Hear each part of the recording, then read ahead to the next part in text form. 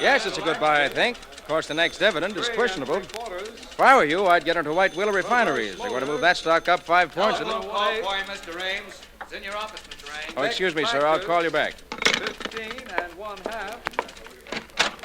Davis Motors, 168. Ames speaking. Stuart, this is Dawn. Oh, yes, darling. What is it? I'm How's quite the busy. market? Holding its own, I'd say. White Willow is off a fraction. That's what you're really interested in, isn't it? You're what I'm really interested in, Stuart. Well, tell me about it tonight, will you, darling? I've got some people waiting to see me. I'll be up around... Well, you better name the time. I can get rid of Nate around 8:30. Play safe and be up around 9, will you? I'll be there. Goodbye, darling. Bye.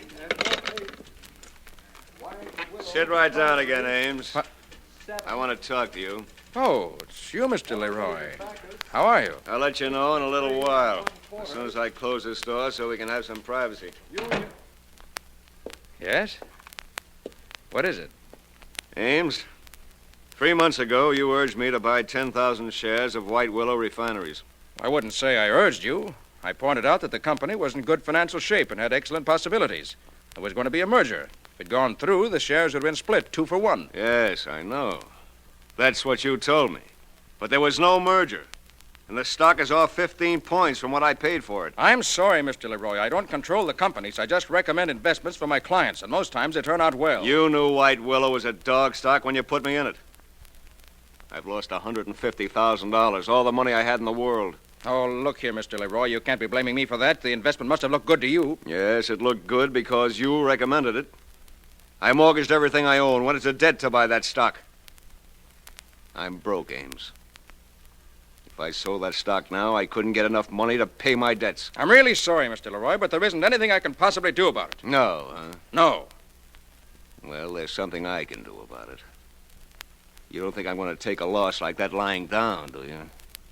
Oh, no. Somebody's going to take it lying down, but it won't be me.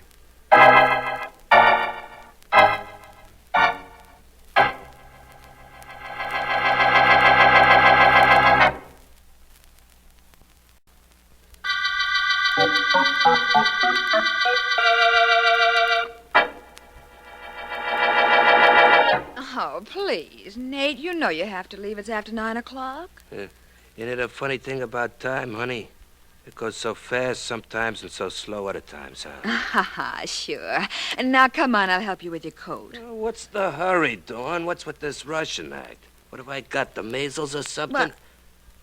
Well, what have you got, a date or something with some other guy? Oh, Nate. Now, look. I'm not the kind of a character who thinks my baby will cross me. She wouldn't do that. Would she, baby? She's too smart. Ain't she, baby?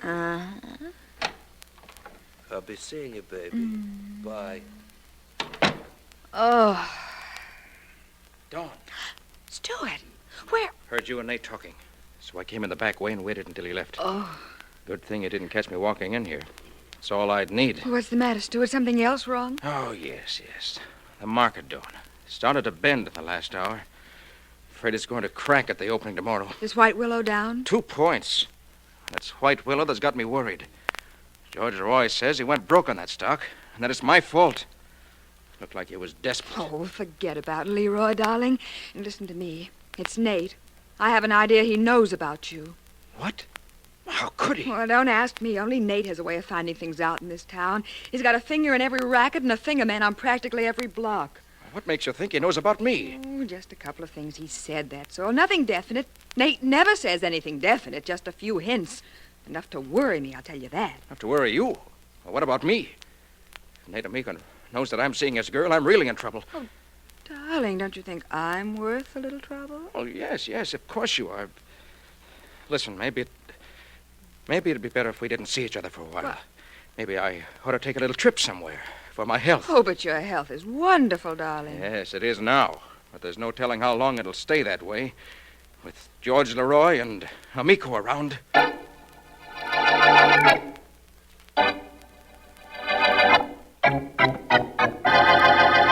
Sit down, Mr. Leroy. Sit down. Always like to have somebody that comes to see me sit down. Thank you, Mr. Amico. Thanks very much. It is perfectly all right with me should you want to cut out that Mr. Amico stuff and call me Nate. I am known mostly to most people as Nate. All right, Nate. I don't want to take up too much of your time. I know you're busy. Never too busy. I shouldn't take time out for something on which maybe I can make a buck. What's your proposition, Mr. Leroy? Well, I don't exactly know how to begin. Okay, so I'll help you. Somebody's lost you up somewhere and you want him taken care of, right? That's approximately right, Nate. A man in this town has ruined me, left me with hardly anything. Whatever it is I have, I'm willing to spend to see that he gets what's coming to him. That sounds like a very reasonable proposition. I'm very glad to take the details under advisement. You should tell me what's going on. How much would it cost to kill a man, Nate? Oh, you want he should be knocked off, huh? Yes. Well, that requires a little working on, Mr. Leroy. It's a pretty hot town for killings. At DA, we got Markham. He's a rough character. Now, if you want this friend of yours worked on a little, that could be different. I want him dead. I see what you mean. Well, I could get him good and scared for you and wouldn't cost you too much scratch. I want him dead, I said. Yeah, I know. I heard you. Who is this guy you want should be suddenly taken dead? His name is Stuart Ames. Stuart Ames, huh? Yes, he has an office. I know all about him, Mr. Leroy. And he's the guy you want killed, huh? That's right. How much will it cost me? Well, I don't know. You see, I kind of have a reason I should kill that bum myself. Maybe this is one job I don't do for money. Maybe Ames gets knocked off, just for the fun of it.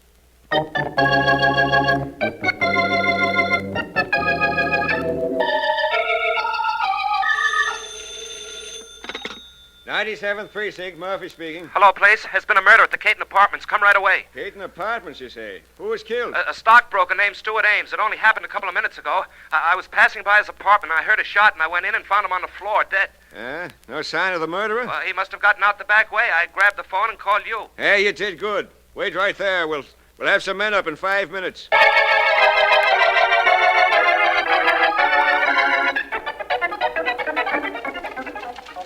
Oh, Miss Williams, has my secretary come back from lunch yet? No, Mr. Vance. Miss Deering isn't back yet. Anything I can do? Yes, I think so. Just a second, I'll come into the outer office. Miss Williams, will you get me the files on the last case we worked on? The $1 million murder case, Mr. Vance? I believe that's what Mr. Markham, the district attorney, called it. I have the files right here. Oh, you did a wonderful job on that case, Mr. Vance. You certainly know how to find murderers. Finding murderers, Miss Williams, consists exclusively in knowing where to look. It certainly sounds simple when you say it that way. Now, if it was me, Vance, I'm glad I found you in. Well, Markham, my friend, we were just speaking of you. What's the excitement, or should I guess? Do you ever guess, Vance? I didn't think so. Let's go into your private office. I have something to tell you. Of course, Markham, after you. Thank you. A murder this morning, Markham? No. Last night, Vance. I just received word of it this morning. Apparently, Sergeant Heath tried to reach me last night, but I spent the night at a friend's. Who was killed? A man named Stuart Ames, stockbroker. He was a specialist in a stock called White Willow Refineries.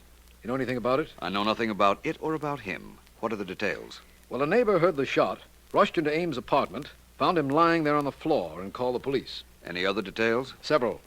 There was no sign of a struggle, no powder marks on the body, no disturbance at all in the room, and a cigarette was still burning in the ashtray. Only Ames didn't smoke. I see. Anything else? Yes. We have 3 prospective suspects and 1 definite clue. A clue, Markham? What is it? In the dead man's hand, Sergeant Heath found a button from a sports jacket. One of those leather buttons, you know the kind. Yes, I do. And that's your clue, Markham? Of course. I'd forget it if I were you. What? Why? The button was planted there just to throw off any investigator. But Vance, what can you possibly know about My dear Markham, if there were no signs of a struggle and no powder marks on the body, how could the killer have been near enough to the victim for Mr. Ames to yank a button from a coat? Ah. Now that you mention it, I see what you mean. Of course, the killer might have been near enough to Mr. Ames to shoot him after a struggle, providing there was time enough for him to straighten up the apartment after firing the shot, but apparently there wasn't. No, there wasn't. The neighbor came rushing in immediately, he says. The murderer undoubtedly went out the back way. Undoubtedly. Well, it's nice to know I'm right about something. You want to know about the suspects, Vance? Please. First, there's a man named George Leroy who lost a fortune due to the dead man's stock recommendations. Yes. Then there's a gangster named Nate Amico. Ames was fooling with his girlfriend. And last, there's the girlfriend. Who's she? Her name is Dawn Vander, former nightclub singer. She's the one who supplied Sergeant Heath with the information about the two other suspects. She's being held at the apartment now. Is she attractive, Markham? From what I understand, she is. Well, in that case, what are we doing here?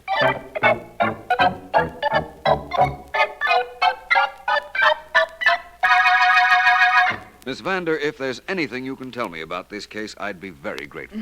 I can't tell you anything if I don't know anything, can I, Vance? And if I did know anything more than I told the police, I'd tell you, wouldn't I? I certainly hope so. This was Mr. Ames' living room, I imagine? That's right. Oh, I wish I could help you. I do too, Miss Vander. Markham. Yes, Vance? Come in, will you, please, Markham? Yes, of course. Something I can do? I think so. You can let Miss Vander go, for one thing.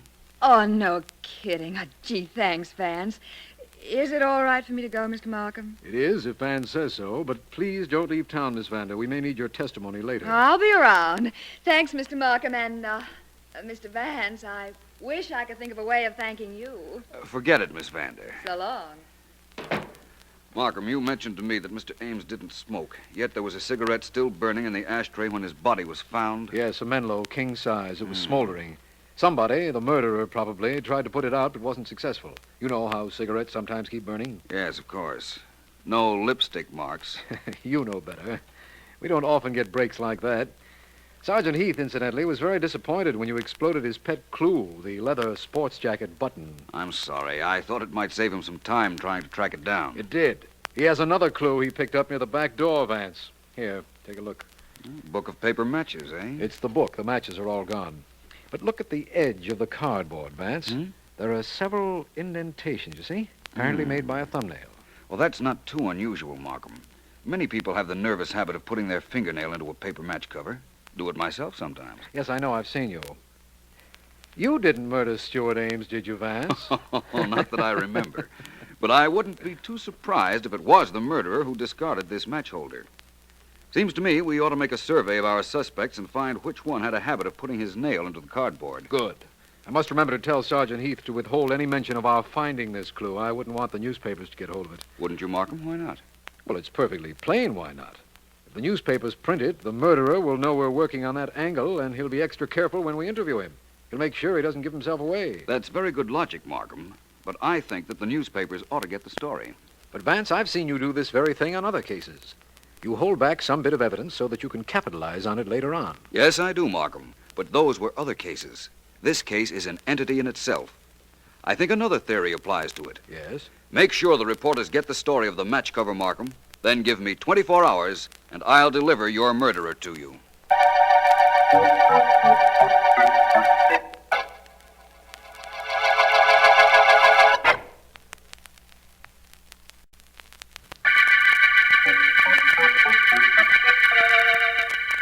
This is District Attorney Markham. The White Willow murder case began with the finding of the body of Stuart Ames, stockbroker specialist in White Willow stock. Suspects include George Leroy, who went bankrupt following Ames' market tips, Nate Amico, gangster boyfriend of Dawn Vander, nightclub singer whom Ames was seeing, and Miss Vander herself. Philo Vance believes that a paper matchbox cover with fingernail markings is a vital clue, but hasn't said why. One of my men has reported that Miss Vander has just visited Nate Amico's apartment, but we don't have anything. Now, look, honey, you're blowing your top. Put that gun away, will you? Oh, no, Nate. It stays just where it is, and you stay right where you are. Don't make a move. And don't say anything till I tell you it's okay to talk. Oh, now, don't, baby. Shut up, I said. Who you calling? The district attorney. Oh, you thought you were awful cute, didn't you, Nate? Well, I'm cuter. Oh, now, baby. Shut up and don't come near me. Markham speaking. Mr. Markham, this is Dawn Vander. I'm in Nate Amico's apartment. Yes, I know. One of my men saw you go in. Good. Get him to come right up here, Markham. Nate killed Stuart Ames. I know he did. Well, you no good two-timing broad. Miss Vander, what was that, please? Miss Vander. You did it. I didn't get... Didn't you, baby? Hello? You did it. Hello? Hello? Mr. Markham? Oh, yes, I'm still here, Miss Vander. What happened? Don't bother sending up any men for Nate Amico, Mr. Markham. Send them up for me. I just shot and killed him.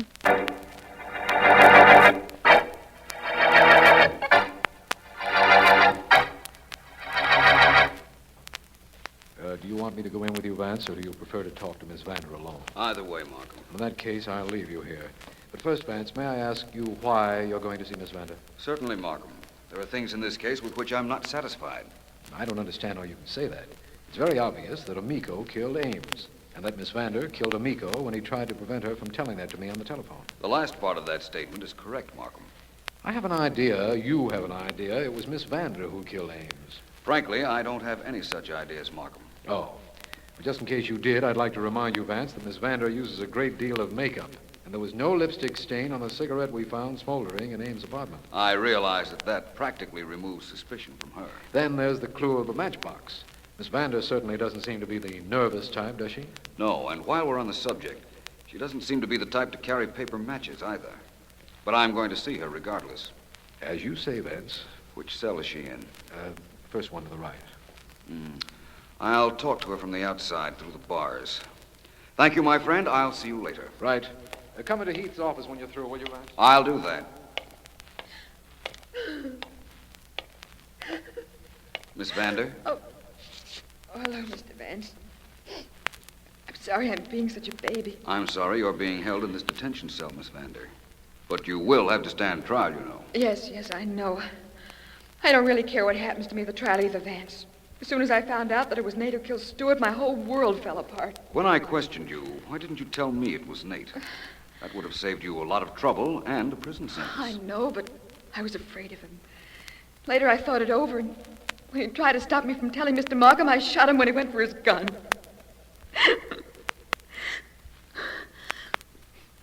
Cigarette, Vance? No, thank you. Here, I'll light it. I have my own lighter, thanks. It was self-defense, Vance. Markham knows that. He could hear Nate threaten me over the telephone. Yes, I know. He told me that. Having trouble with that lighter, Miss Vander?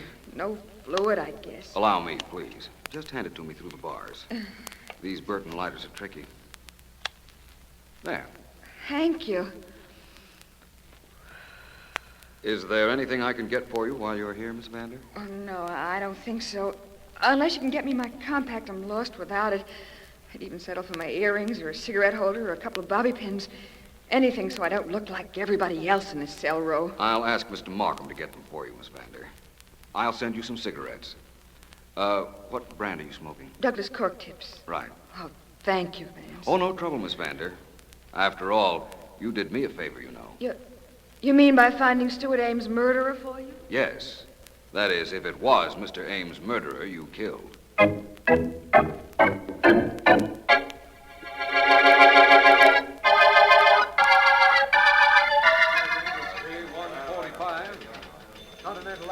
I beg your pardon. You're Mr. Leroy? Yes? Who are you? My name is Vance, Philo Vance. Oh, how are you, Mr. Vance? Fine, thank you. Mr. Leroy, you follow the market? I did when I had enough money to play with stocks. I don't anymore. I just come down here now to see how much money I might have made if I bought stocks of my own choosing. Instead of the ones the late Stuart Ames picked out for you. Yes, that's right. That was the information we had, Mr. Leroy. I just wanted to be sure. By the way, you smoke? Well, yes, of course I do. May I see your lighter? I don't use a lighter. Ordinary paper matches are good enough for me. You want to see them? Yes, as a matter of fact, I do. Here you are. Have them right in my hand. It's a habit, I guess. These nail punctures in the side. That's habit, too, isn't it? Well, I don't know. I hadn't thought much of it. I didn't realize I was doing it. No, I venture to say you didn't. Now, wait a minute, Vance. Don't build anything. The police know that dead gangster killed Ames. I didn't kill him. You've got to believe that. Do I, Leroy? Why?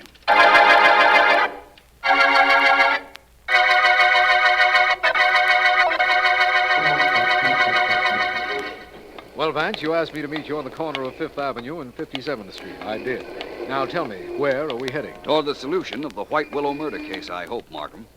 See this tobacco shop? Yes, I do, but what has it to do with our case? Come on in here with me and find out. Very well.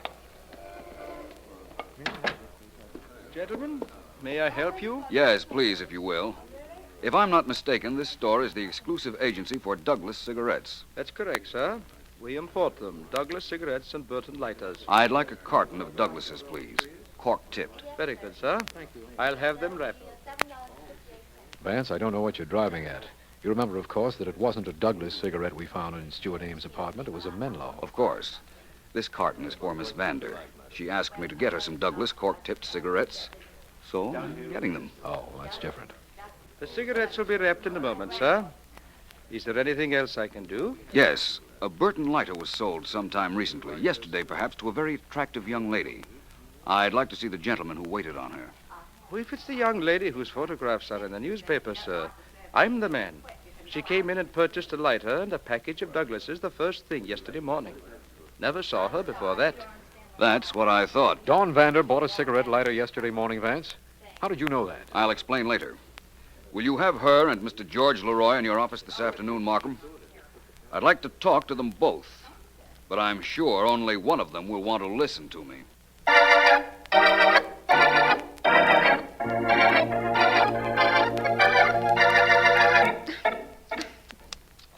Darn. Having trouble with that cigarette lighter, Miss Vander? Yes. You want to try and make it work again, Mr. Vance? Try these matches of mine. They never fail. Oh, thanks. Here you are. Now, Mr. Leroy, you and I had a little chat in the brokerage office this morning. You didn't tell me all I wanted to know. I'll tell you the whole truth, Vance. I offered to pay Nate Amico to kill Stuart Ames for me. But he told me that he would do it for the fun of it. Well, Vance, that just about cinches the case against the dead Nate Amico, doesn't it? Not quite, Markham. Not quite. What do you mean, not quite, Vance? I told you I knew he killed Stuart Ames. That's the reason I shot him. Now you hear this Mr. Leroy tell you Nate told him he was going to kill Stuart.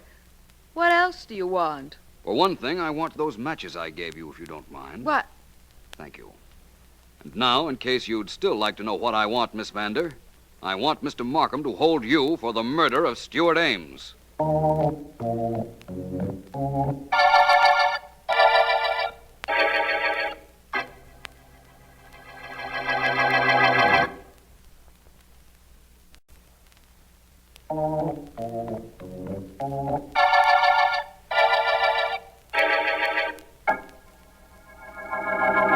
Miss Williams, will you please read back these notes on the White Willow murder case? Oh, sure, Mr. Vance. It'll be a pleasure. Nothing like combining fun and work, Miss Williams, is there? Oh, that's right. Especially when I get to work for you, Mr. Vance.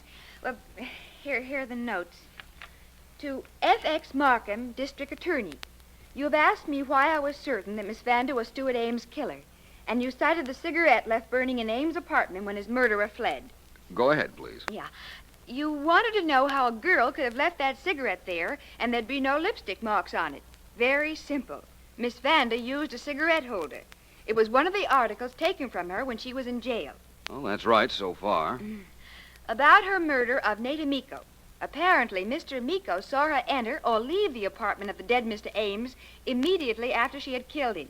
He reminded her of this hold he had on her, and she killed him, too. Very cleverly, inasmuch as she had you on the telephone when she did. That was quite a trick. Please continue, Miss Williams. Right. Now, Markham, you will want to know why Miss Vander would kill a man while you were listening just to cover up another killing. The answer is simple. She had a perfect self-defense alibi. An alibi you would have given her, but she might have gone to the chair if Nate Amico had ever decided to talk about her killing Ames. Well, that's all there is so far, Mr. Vance. Would you please tell me how you knew it was she? Well, as I said, Miss Vander was clever. She knew about the clue of the matchbox cover with its nail impressions because she'd read about it in the papers. Uh-huh. She immediately went out and bought a cigarette lighter. The Burton's a little difficult to work at first, so I knew it was new when she tried to use it while I was visiting her. Right. Another thing, she realized we knew the brand of cigarette she had left in Ames' apartment, so she switched brands. Switched to Douglas's.